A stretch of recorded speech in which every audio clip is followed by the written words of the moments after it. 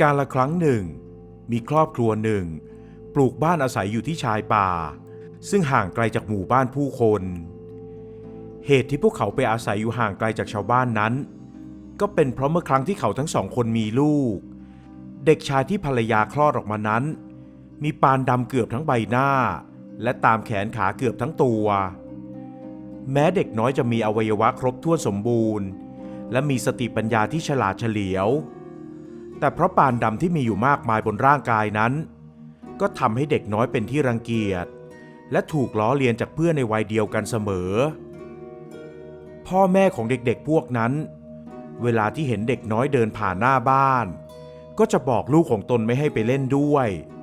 เพราะคิดว่าเขาเป็นเด็กที่จะนำโชคร้ายมาให้เด็กชายมีชื่อว่าทองพ่อและแม่รักเขาดังแก้วตาดวงใจ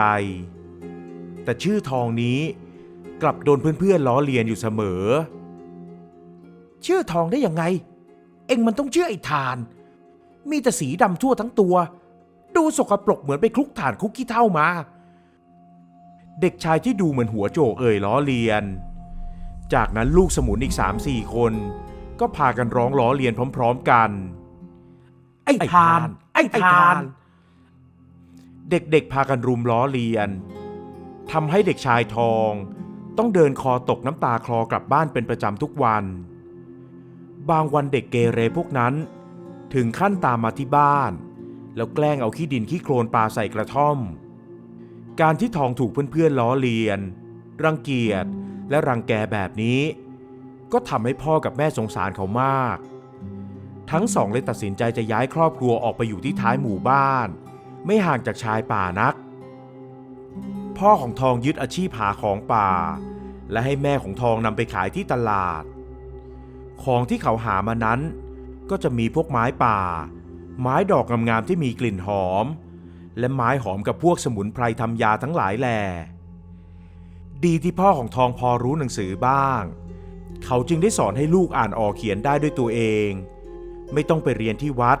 ให้โดนเพื่อนๆล้อหรือรังแกได้อีกเวลาผ่านไปทองก็เติบโตเป็นหนุ่มเขาเป็นชายหนุ่มที่มีรูปร่างสูงใหญ่พูดจาสุภาพเรียบร้อยเพราะพ่อกับแม่สอนเขามาอย่างดีชายหนุ่มไม่เคยนึกโกรธหรือแค้นเคืองพวกเพื่อนๆในวัยเด็กที่เคยรังแกเขาและตอนนี้เขาก็ได้เข้าป่าแทนพ่อของเขาที่อายุมากแล้วและเริ่มมีอาการขาไม่ดีเดินไม่ค่อยถนัดนักทองชอบเข้าไปหาของป่าเพราะการอยู่ในป่าทำให้เขามีความสุขไม่ต้องเจอกับผู้คนที่มองเขาเป็นเหมือนตัวประหลาดทุกครั้งที่ต้องเข้าไปในตัวเมืองหรือในหมู่บ้านเขาจะต้องใส่เสื้อแขนยาวกางเกงขายาวและคลุมหัวแทบจะมิดชิดเพื่อไม่ให้ใครได้เห็นปานดำทั่วตัวของเขาชายหนุ่มไม่ได้อายกับรูปลักษณ์ของตัวเองแต่เขาก็ไม่อยากได้ยินคำล้อเลียนที่น่าเจ็บปวดนั้นอีกทองดูแลปรนนิบัติพ่อกับแม่เป็นอย่างดีจนกระทั่งจู่ๆพ่อของเขาก็ล้มป่วยลงไม่มีเรี่ยวแรงที่จะทำอะไรได้แต่นอนอยู่บนแคร่เท่านั้นเขาจึงต้องรับหน้าที่หาของป่าไปขายด้วยตัวเองโดยให้แม่อยู่บ้านคอยดูแลพ่อและทุกครั้งที่เข้าไปในเมืองเพื่อไปขายของเขาก็ต้องปกปิดร่างกายให้มิดชิดเหมือนเคยจนเมื่อขายของหมดเงินที่ได้มาจากการขายของป่านั้นก็ไม่มากมายนักและชายหนุ่มก็ใช้มันหมดไปกับค่ายารักษาพ่อในวันหนึ่งขณะที่เขากำลังจะเดินกลับบ้านหลังจากไปขายของในเมืองเขาก็เห็นว่ามีนกตัวหนึ่งนอนอยู่ริมทางใต้ต้นไม้ใหญ่เขารีบเดินเข้าไปดูก็เห็นว่ามันได้รับบาดเจ็บที่ปีกเหมือนถูกใครยิงมาทองล้วงเอายาสมุนไพรในย่ามของเขามาทาให้กับมันและจับมันขึ้นไปไว้บนต้นไม้กันไม่ให้มันถูกสัตว์อื่นเอาไปกินเดี๋ยวแกก็หายแล้วนะเจ้านกน้อยทองกับมันแล้วก็ปีนลงต้นไม้จากนั้นก็ออกเดินต่อเพื่อจะกลับบ้านชายหนุ่มเดินมาไม่ไกลนักก็เจอกับหญิงชราคนหนึ่งนั่งกุมขาตัวเองอยู่ที่บริเวณข้างทางเดินนั้นทองเห็นว่าหญิงคนนี้วัยน่าจะใกล้เคียงกับพ่อแม่ของเขาเลยรีบเดินเข้าไปหา เพราะนึกถึงว่าหากเป็นพ่อแม่ของเขามานั่งอยู่กลางหนทางไกลที่ไม่มีผู้คนเช่นนี้ทั้งสองก็คงจะลำบากไม่น้อยยายเป็นอะไรทำไมมานั่งกุมแข้งกุมขาอยู่ตรงนี้พ่อหนุ่มช่วยยายหน่อยเถอะยายเจ็บขาเหลือเกินไม่รู้เป็นอะไรจู่ๆมันก็เจ็บขาจนเดินไม่ได้แต่นั่งอยู่ตรงเนี้ยมานานแล้วตั้งแต่เช้าจนถึงเย็นย่ำเนี่ยไม่มีใครผ่านไปผ่านมาสักคนข้าวปลายายก็ไม่ได้กินเลยพ่อหนุ่มพอจะมีอะไรให้ยายกินบ้างไหมยายหิวไส้จะขาดอยู่แล้วพอได้ฟังคำยายแล้วเขาก็นึกถึงห่อข้าวที่ตนเองซื้อมาจากตลาดเพื่อนำกลับไปฝากพ่อกับแม่แต่พอเห็นว่ายายอดข้าวมาทั้งวันเขาจึงปลดย่ามแล้วหยิบห่อใบตองออกมาแกะเพื่อให้ยายได้กินยายรับห่อข้าวมาแล้วก็กินอย่างหิวโหยก่อนจะเอ่ยขอบอกขอบใจเขายกใหญ่ขอบใจนะพ่อหนุ่มว่าแต่บ้านยายอยู่ตรงไหนล่ะเดี๋ยวฉันจะพายายไปส่งบ้านเองแล้วนี่ยายมียารักษาตัวไหมถ้าไม่มีฉันจะแบ่งยาให้ยายเอาไว้รักษาตัวนะเพราะฉันเพิ่งไปจ่ายยามาสำหรับต้มให้พ่อกินนะจ๊ะพ่อฉันก็มีอาการเจ็บขาเดินไม่ไหวเหมือนยายนี่แหละทองเอ่ยถามและเมื่อได้รับคำตอบว่าบ้านยายอยู่ที่ไหนเขาก็ประคองตัวยายขึ้นและเดินตรงไปยังบ้านของยายไม่นานนักเขาก็เดินมาถึงกระท่อมหลังเล็กริมลำธารมีต้นไม้ใหญ่ให้เงาร่มรื่นเย็นสบายน่าอยู่อาศัยแต่แปลกที่เขาไม่เคยเห็นว่ามีบ้านใครอยู่ตรงนี้มาก่อนแต่ชายหนุ่มก็ไม่นึกสงสัยนานไปกว่านั้นเพราะคิดว่าบางทีเขาอาจจะไม่ทันมองให้ดีเท่านั้นเองและยายก็บอกให้เขาพาไปส่งที่ในกระท่อมแล้วให้ยายนั่งลงบนแคร่ภายในกระท่อมของยายแม้จะเล็ก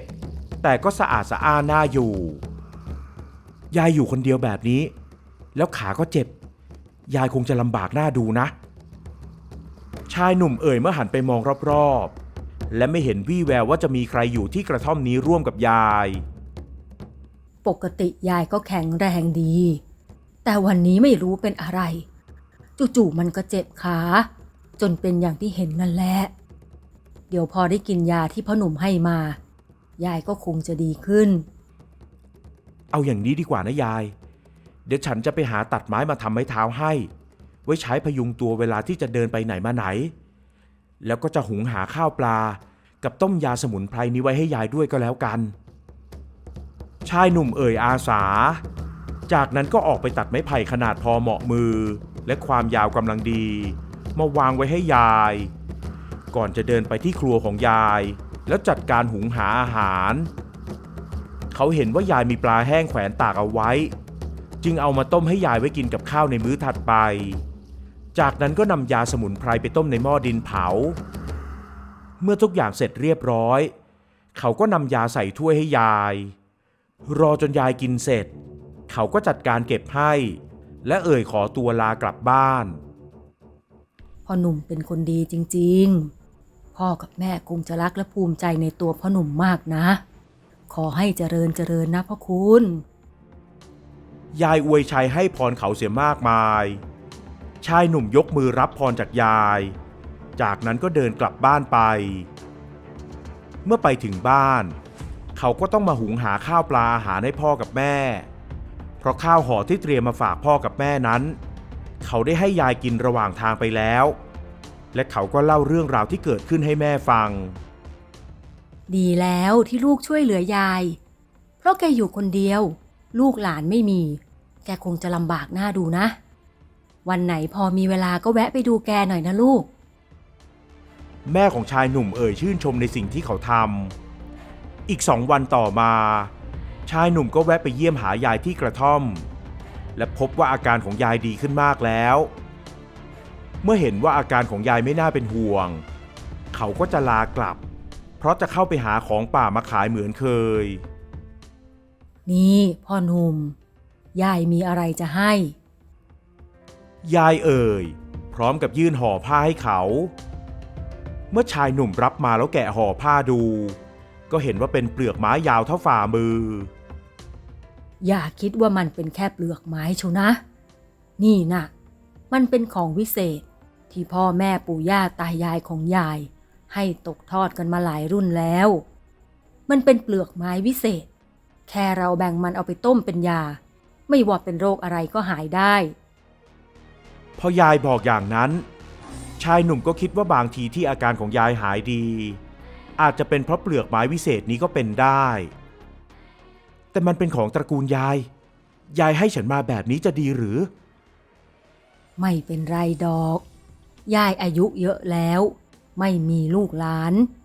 เก็บไว้มันก็จะตายไปกับยายเท่านั้นพ่อหนุ่มเก็บเอาไว้เถอะมันจะทำให้ชีวิตของเจ้ากับพ่อแม่ดีขึ้นได้มันจะเปลี่ยนชะตาชีวิตของเจ้าไปตลอดกาลแต่เจ้าต้องออกเดินทางไปทางทิศตะวันออกนะ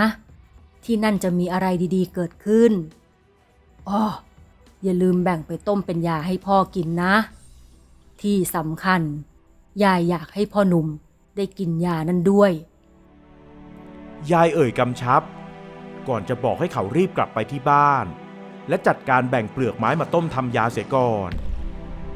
ชายหนุ่มรีบทำตามที่ยายบอกเขาไหว้ลายายจากนั้นก็เดินกลับบ้านไปเมื่อกลับมาถึงบ้านเขาก็แบ่งเปลือกไม้มาต้มทำยาให้พ่อและเล่าเรื่องทุกอย่างให้พ่อกับแม่ฟังวันรุ่งขึ้นอาการเจ็บขาและหมดเรี่ยวแรงของพ่อก็หายดีเหมือนปลิดทิ้ง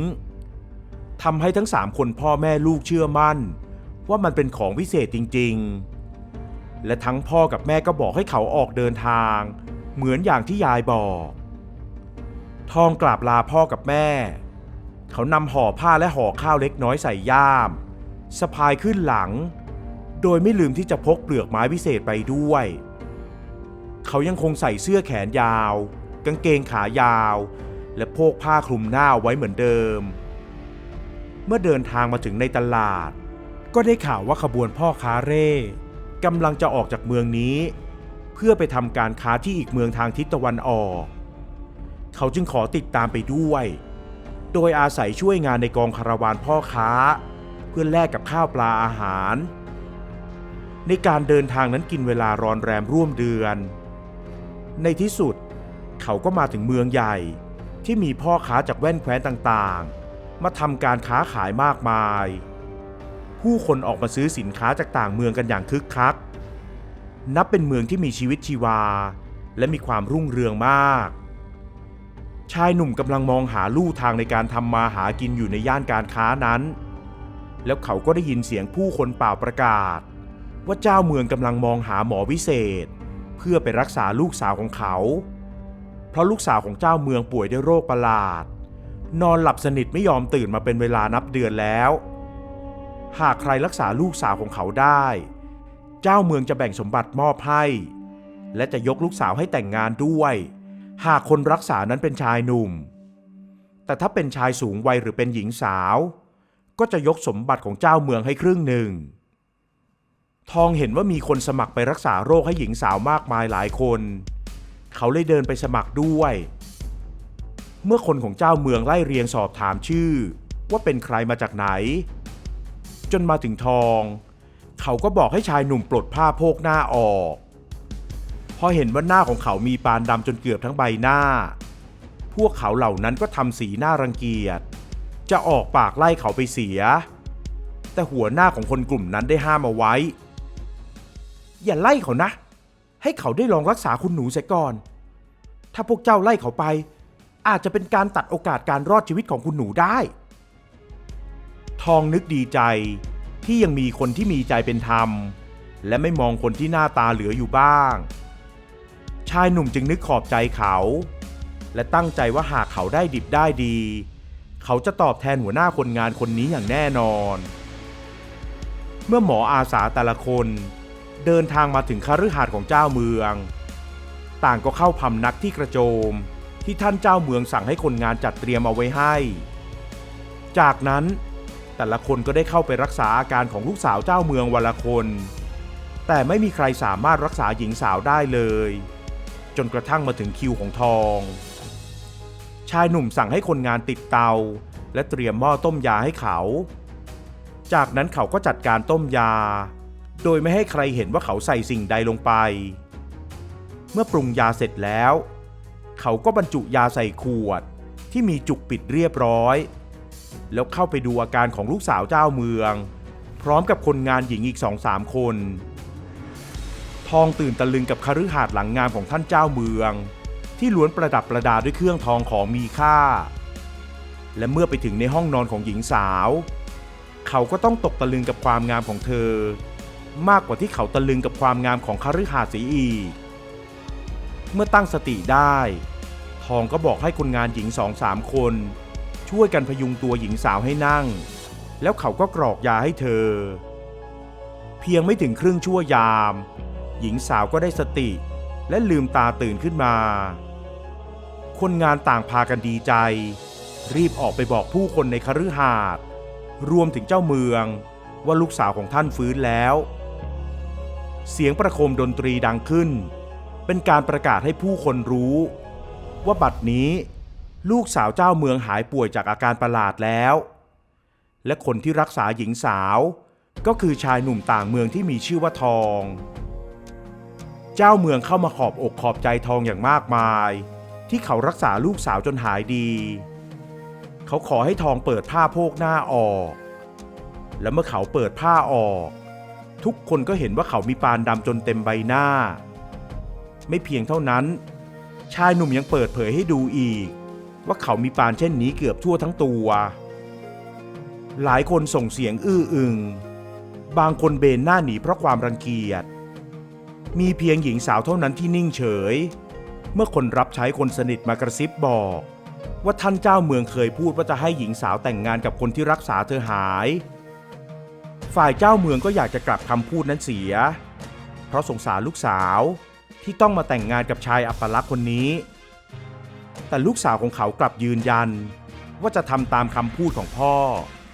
เพราะไม่อยากให้พ่อต้องกลายเป็นคนกลับกรอกไม่ทำตามคำพูดที่ป่าประกาศเอาไว้เมื่อยิ่งใกล้วันแต่งงานเข้ามาเจ้าเมืองก็ยิ่งร้อนใจ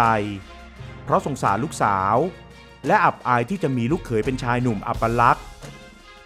สุดท้ายเขาก็วางแผนจะฆ่าชายหนุ่มเสียให้ตายโดยสั่งให้คนสนิทไปนำเอางูพิษที่ร้ายที่สุดมาให้เขา